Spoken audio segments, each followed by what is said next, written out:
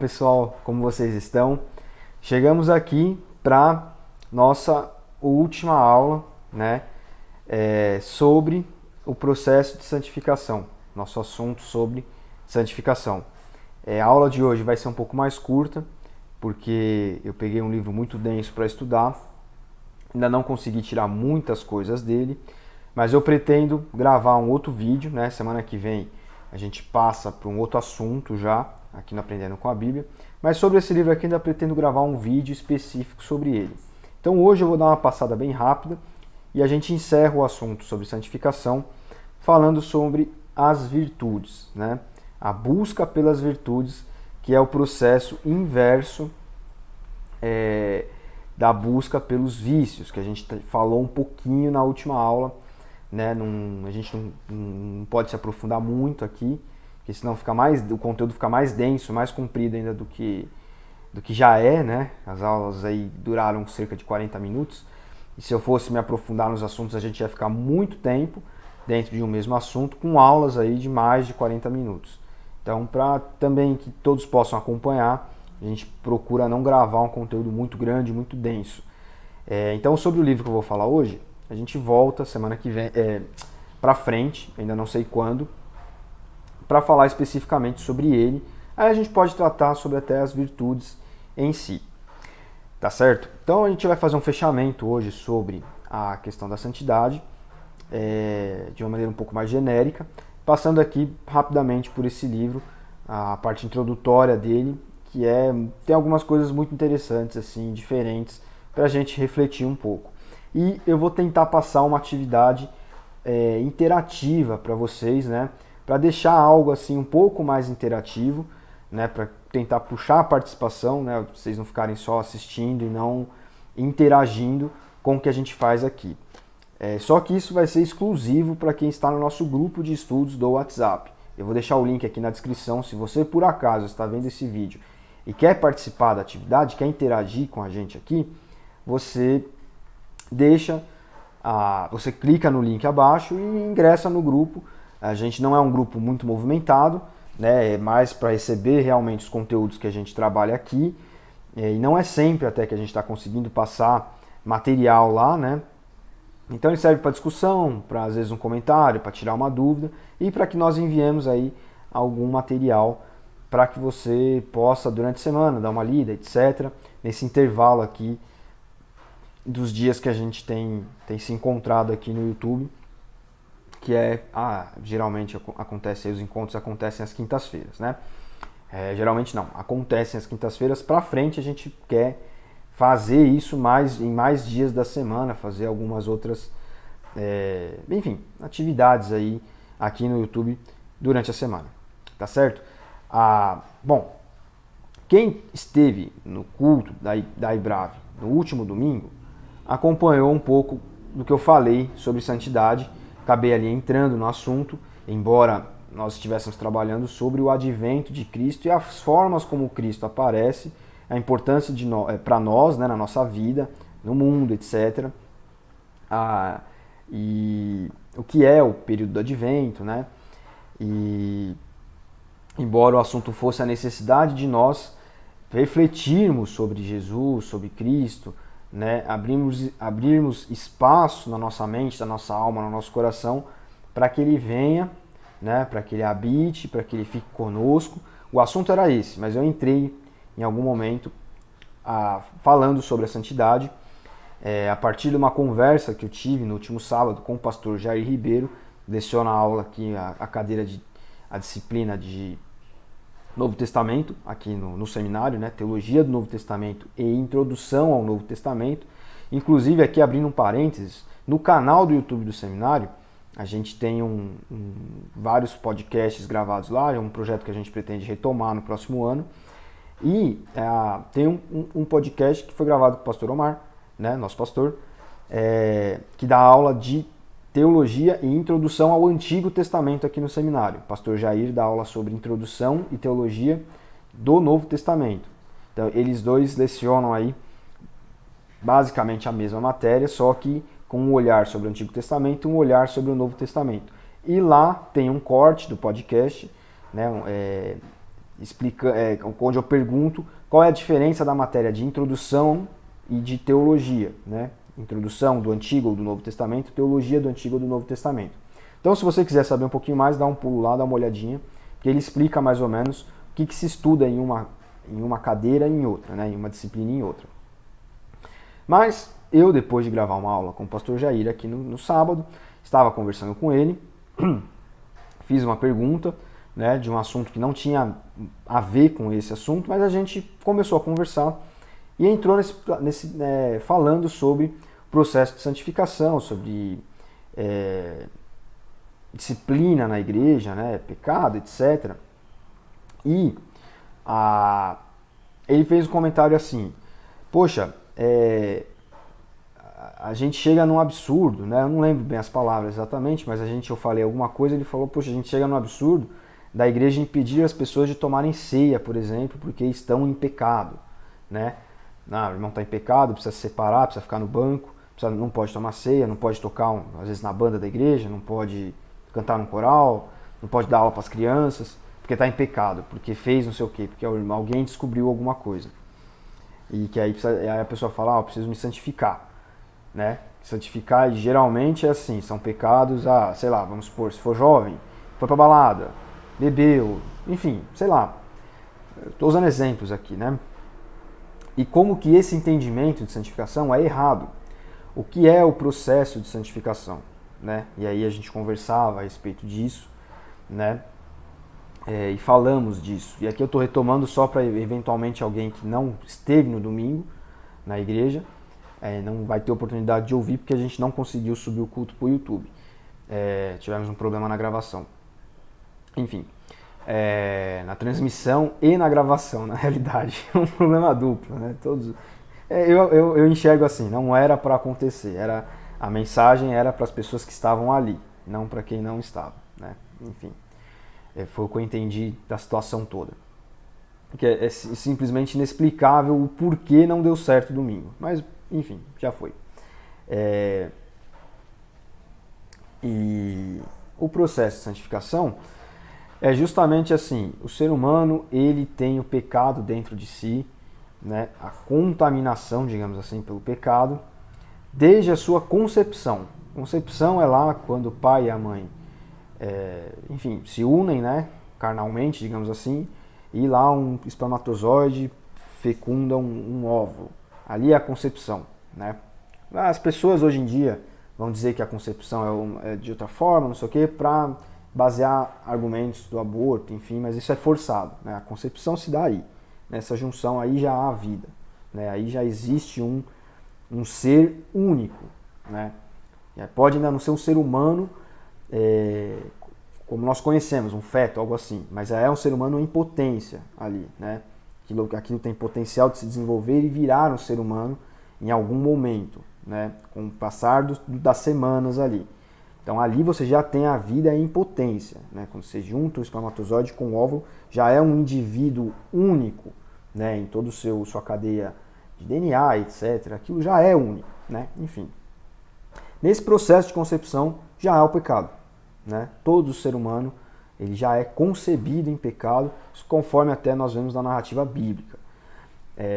Então, nós já nascemos, né? Nós já vimos ao mundo, né? Nós chegamos ao mundo já com pecados dentro de nós, com falhas intrínsecas ao ser humano que é imperfeito, né? Por isso que Jesus foi concebido sem pecado. Jesus era Deus, ele era perfeito.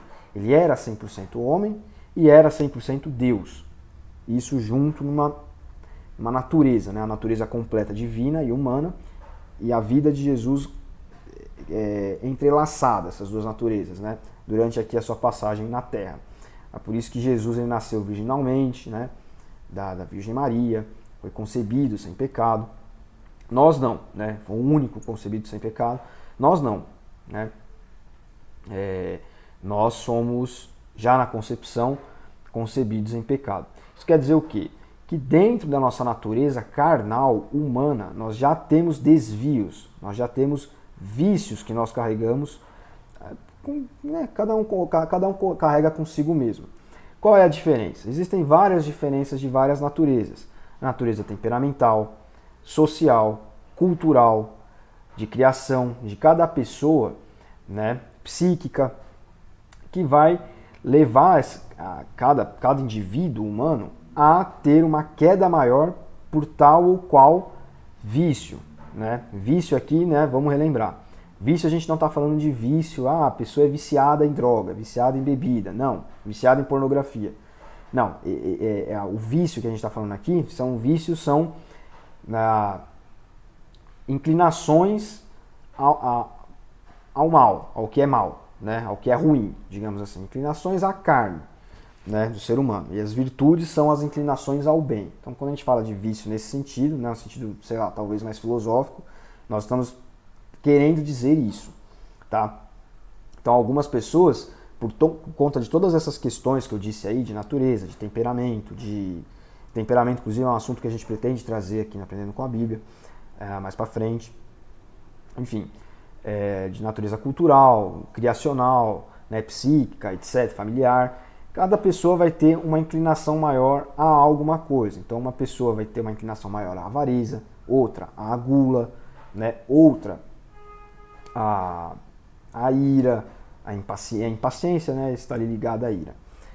Enfim, e na medida em que tem uma inclinação para o que é mal, né, para um vício, precisa buscar a virtude, né, contrária.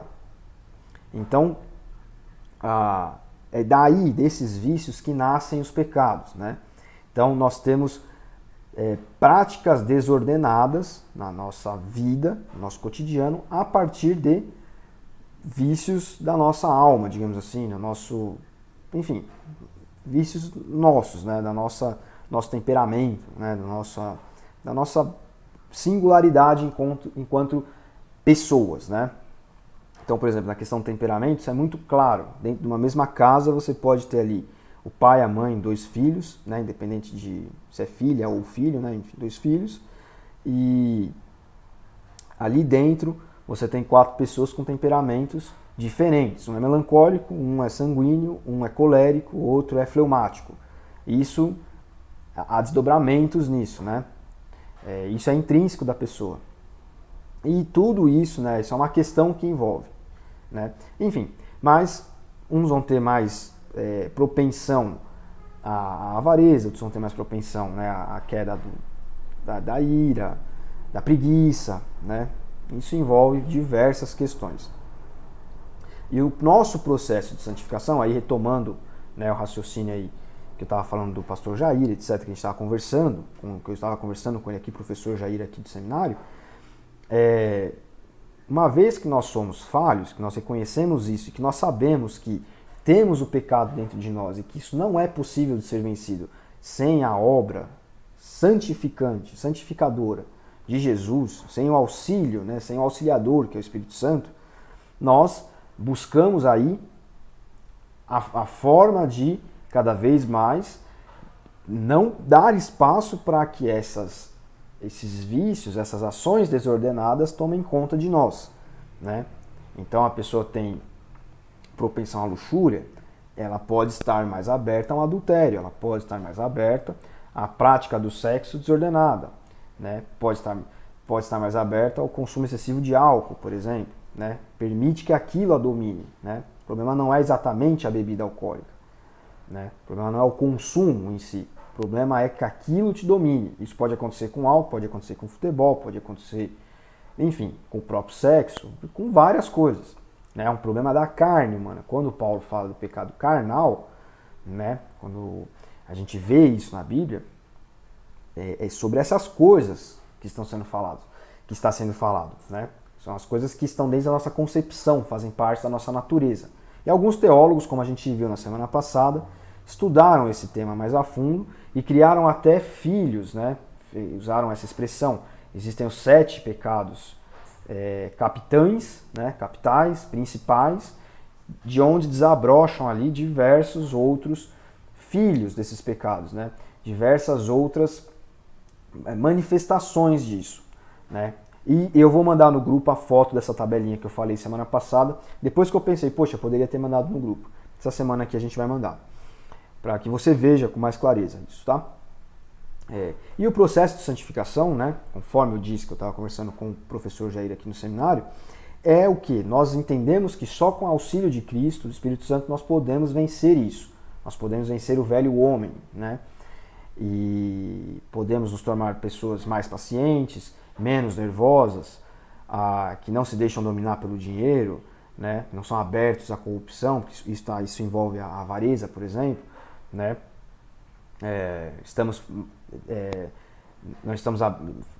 Conseguimos controlar a nossa gula, seja com comida, seja com outra coisa, enfim. O processo de santificação, ele é o quê? Não é eu buscar ser perfeito, né? Quer dizer, a gente busca, a gente tem isso como fim, mas isso é um meio, né, para nos tornarmos parecidos com Jesus, embora nós saibamos que isso é impossível. Então o processo de santificação é o quê? Nós estamos na igreja, estamos reunidos, fazemos parte do corpo de Cristo, reconhecemos que nós erramos, pecamos, isso não quer dizer que nós não vamos mais errar, né? Quer dizer que nós vamos errar, cair, levantar, pedir perdão. E aí, o que acontece? O que eu comentei na pregação de domingo, até com base, né, na reflexão que a gente fez domingo, até com base na conversa com o pastor Jair. Porque eu achei muito interessante, né, o que nós conversamos acabou sendo assim muito inspirador, né, trouxe muita instrução para mim, conversa com ele. Graças a Deus. Né, Deus abençoe a vida do pastor Jair. Nós estamos num processo de santificação, onde nós pedimos perdão a Jesus. E qual é o problema? Quando a igreja fala, o irmão está em pecado, o irmão não pode tomar ceia. Isso é gravíssimo, porque a ceia é a comunhão, é o corpo de Cristo, né? Você se aproxima de Jesus, é um ritual, digamos assim, né? Talvez alguém ouça isso até e entenda errado o que eu estou querendo dizer. É um ritual no sentido assim, é uma união mística com o corpo de Cristo, né? Participar da comunhão, né? Façam isso até o fim dos tempos, né? Que a gente relembra o sacrifício de Jesus ali. A gente relembra o valor inestimável, né, do que ele fez por nós e como nós somos incapazes de responder a isso de maneira satisfatória, né? Então, quando a igreja fala, você não pode participar da ceia se você estiver em pecado, alguma coisa assim. Nós somos protestantes, nós não somos católicos, correto? Né? Aqui é só uma distinção doutrinária, né? Não estou dando juízo de valor de parte a parte, mas nós somos protestantes. O protestante acredita no quê? Que só a fé, só a graça, né? São 5 princípios da reforma protestante. Que se nós pedimos perdão, né, pela fé de que nós somos perdoados, nós estamos abertos à comunhão com Cristo. Então, se no momento da ceia a pessoa lembra de uma falha que ela teve, ou não precisa lembrar de nada, mas pede perdão pelos pecados, ela já está regenerada ali, naquele momento. Né? O católico, por exemplo, ele acredita que antes de comungar, né, antes dele tomar a Eucaristia, participar do ritual de ceia, que seria a nossa ceia, só que deles, né, que eles chamam de Eucaristia, ou de comunhão simplesmente, ele precisa se confessar, precisa estar em estado de graça. Né? É uma diferença doutrinária. Então perceba, quando a igreja evangélica, a pessoa fala isso para outra, fala, você não pode tomar ceia se tiver em pecado, então ela está indo contra, né? As pessoas haviam pessoas que me chamavam de católico e ensinavam isso para os outros, né? Então você veja que contrassenso. E é exatamente o contrário. Quando eu pude instruir alguém, eu instruí o seguinte: tome a ceia, peça perdão e tome a ceia. Por quê? Porque nós somos de uma linha histórica da igreja que acredita que se você pedir perdão ali, você está apto a comungar, né? A participar da comunhão. Né? Então o cara que me chamava de católico, na verdade ele que estava ensinando uma doutrina católica sem saber, né? Assim, indiretamente para os outros, né? Enfim, mas isso é muito errado, né? Você instruir isso, a pessoa é muito errado. Uma prática da igreja também equivocada, né? Não pode participar de tal ministério, qualquer ministério. Veja, a igreja é como se fosse um hospital, todo mundo ali está buscando regeneração, recuperação, né? Então, quando você impede a pessoa de fazer alguma coisa na igreja, o que você está fazendo? Você está afastando essa pessoa do convívio fraterno dos irmãos. E o que é o convívio fraterno? A fraternidade, ela é realmente como irmãos, né? Imagine aí uma grande casa com vários irmãos. A relação entre os irmãos é diferente da relação entre os pais, e, né, entre o pai e a mãe em si, e entre os filhos e os pais. Né? É uma relação de respeito mútuo, mas de igualdade, igualdade plena. Né? Quando você olha para o pai tem autoridade sobre a casa, a mãe tem autoridade sobre os filhos. Né? Então, há uma diferença sim. A fraternidade é isso aqui, nós todos somos iguais e nós nos tratamos como iguais justamente porque nós somos iguais. Né? Então, o que é a convivência fraterna dos irmãos na igreja? É assim, nós precisamos estar todos juntos, porque nós todos estamos em igual condição. Nós somos filhos de Deus, todos erramos, todos precisamos do mesmo, todos temos acesso ao mesmo amor e precisamos da mesma regeneração, do mesmo perdão. Né? É exatamente a lógica da igreja é exatamente a lógica de uma casa. Né? Quando você pega e separa um desses, o que acontece? Perde-se, essa pessoa ela fica desligada do todo. Ela fica mais propensa a buscar fora coisas que supram isso. Né? O filho, por exemplo, né? O filho fora do convívio dos irmãos, da casa, da família, ele vai buscar alento, né? Vai buscar espelhamento para si em outro lugar. Então por isso que a gente tem tanto jovem aí que vai atrás de ideologia, de marxismo, por exemplo, de ideologia identitária. Quando você vai buscar na fonte, isso é um problema familiar. Né? Então o cara busca no Estado um pai, por exemplo, né, no governo, um pai que ele não teve em casa. Né? Uma mãe que ele não teve em casa. Na faculdade, um professor que vai cumprir o papel de pai, muitas vezes.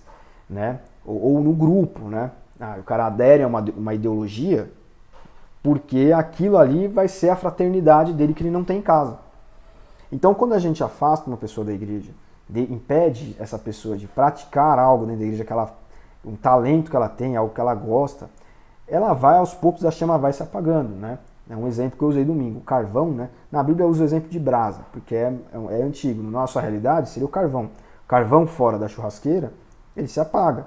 Pode demorar, mas ele vai puxando até se apagar. Quando ele está ali junto com os outros carvões, na brasa, ele se mantém aceso. Então o processo de santificação é o inverso do que a igreja tem praticado há muito tempo. Né? Não é a separação, não é você está impuro, fique aqui até que você se purifique e volte. Não, é justamente você caminha junto com a gente, tipo um Alcoólicos Anônimos. O Alcoólico Anônimo, que a gente vê em muito filme, etc., senta naquela rodinha e fala, essa semana aqui eu consegui vencer, lá eu estive perto de cair, mas eu consegui vencer. Por que ele tem que confessar isso para aquelas pessoas que estão aí, para os iguais? Isso é um convívio fraterno, né? Como eu estava dizendo agora há pouco. Porque um dá força para o outro, fala, puxa, o cara conseguiu vencer, eu também vou conseguir. Ainda não consigo, mas vou conseguir. Né? Poxa, eu posso trocar a experiência com essa pessoa.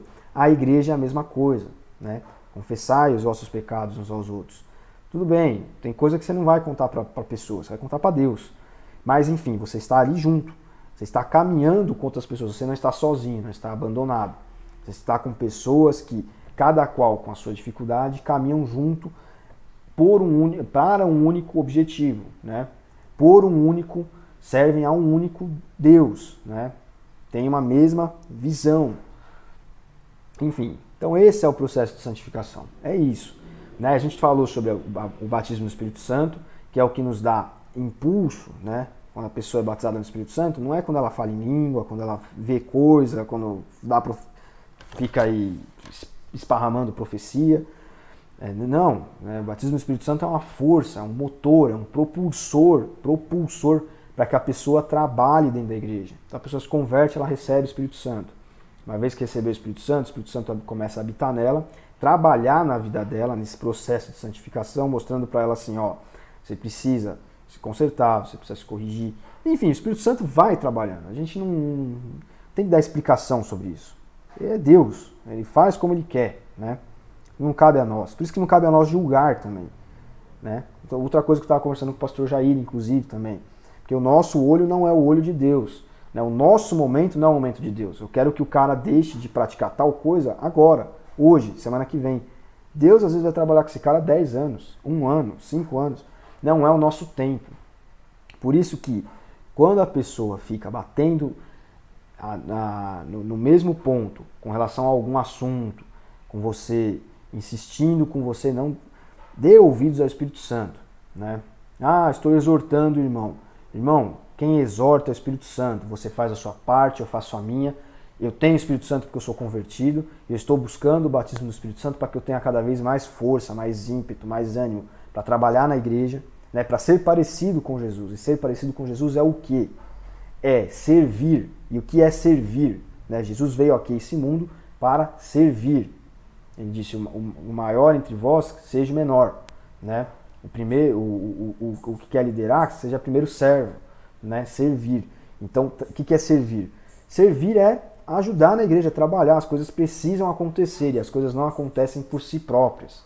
Elas acontecem quando pessoas se unem e fazem as coisas. Então, eu preciso trabalhar na igreja, preciso trabalhar no reino, né? Na igreja que eu estou dizendo, na comunidade, na paróquia, ali, né? Em conjunto com os meus irmãos. Eu preciso estar ali. Isso é ser parecido com Jesus. E o primeiro aspecto e o segundo aspecto, que são esses dois. É eu ter a consciência de que eu preciso pedir a Deus todos os dias sabedoria e instrução para que nos momentos chave eu esteja preparado para explicar para as pessoas o que é o Evangelho, o que mudou na minha vida. Porque é isso que a gente. É assim que nós pregamos o Evangelho. O que mudou na minha vida? Ó, eu era assim, né?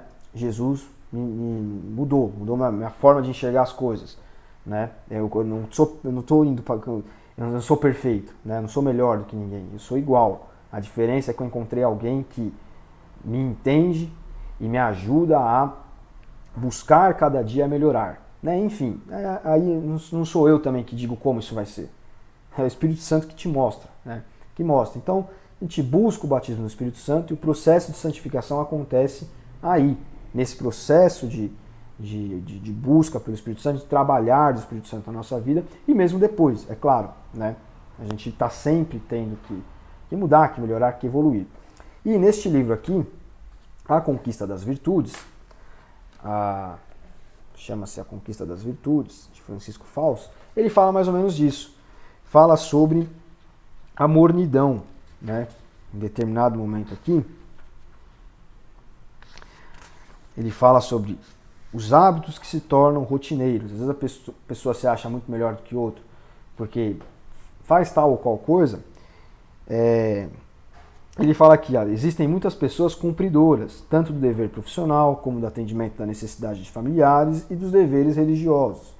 Então, eu não faço tal coisa porque eu sou crente, porque eu sou separado, porque eu estou buscando a santificação. Isso se torna um processo de mornidão, muitas vezes. Não são irresponsáveis, não têm falhas graves, mas fazem as coisas como uma rotina morna, faz por fazer. Como que forçados, sem alma, nunca se renovam. Não se nota que estejam lutando por melhorar, estão sempre na mesma, mofando, né? Seu cumprir é só um cumprir mentir, porque está fazendo, mas está fazendo por fazer. Quantas vezes nós nos pegamos assim dentro da igreja? Nossa igreja tem passado por um processo de renovo, de mudança, de novos ares. Porque ficamos muito tempo nesse processo de mornidão. As coisas precisam renovar, precisam mudar, né? Não é apagar o passado. Isso não é certo, né? A gente manter a nossa linha tradicional, histórica, mas modernizar. Isso em tudo, desde cantar uma música que seja mais nova, mais moderna, até formas de explicar as coisas, de ensinar, né? Formas de enxergar, por exemplo, a santidade, como nós temos feito aqui nessas aulas, né? E eu quero ler um trecho desse livro aqui. Ele é um trecho meio longo, tá? Mas é o que eu acho muito importante, muito interessante. E aí a gente já termina, eu vou falar sobre a atividade que eu quero deixar para a próxima semana aí. Primeiro que ele fala sobre o edifício de Deus, que nós somos o edifício de Deus. Isso é uma expressão usada por Cristo e também por São Paulo. E ele fala sobre a falha no alicerce, a falha no projeto e a falha do material, citando passagens bíblicas aqui, como o Sermão do Monte, né, Mateus 7, 24, e Lucas 14, né, 28, e a passagem em Paulo em 1 Coríntios, né, e que as virtudes são como que o material da construção desse edifício de Deus, que somos nós, em última instância.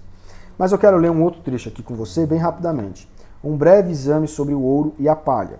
Muito embora estejamos ainda na fase preliminar das nossas reflexões, isso aqui está no comecinho do livro, Penso que isso pode nos ajudar para aquecer o motor, ele usa aqui uma expressão, né? Começar fazendo um pequeno exame prático sobre o que é o ouro e o que é a palha nas nossas virtudes. Vejamos, como é que responderíamos às seguintes perguntas. Ele fala aqui: como anda a nossa fortaleza? Você acha que enfrenta os deveres e as dificuldades com o ouro da coragem? Ou fica com a palha da queixa e da reclamação?